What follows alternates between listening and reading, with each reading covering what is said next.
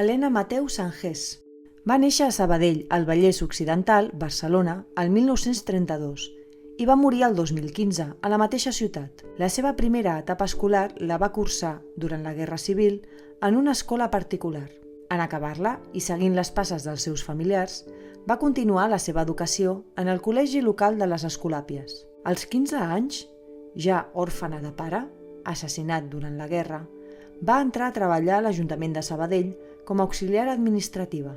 Va ser a l'Ajuntament, en 1958, on va tenir el primer contacte amb un grup de sords que, amb l'afany d'associar-se, sol·licitaven un local on reunir-se i desenvolupar activitats recreatives. En 1959, el grup havia crescut fins a comptar amb 32 associats. Posteriorment, va aconseguir la cessió a l'entitat per part del municipi d'un vell magatzem que va dotar amb l'ajuda de tots d'un mínim de serveis. Va ser presidenta d'aquesta entitat des de 1959 fins a 1991 i, en deixar la presidència, va ser nomenada presidenta d'honor.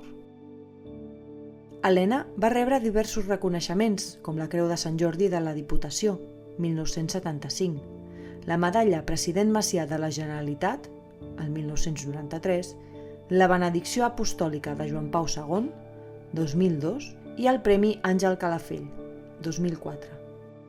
A més, l'Ajuntament de Sabadell li va concedir la Medalla de la Ciutat al Mèrit Social, 2009, i el 2010 el 5è Congrés de la Confederación Estatal de Personas Sordas Conquistando Derechos li va ser concedit per la CENSE el Premi Juan Luis Marroquín com a reconeixement a la seva labor per i amb la comunitat sorda.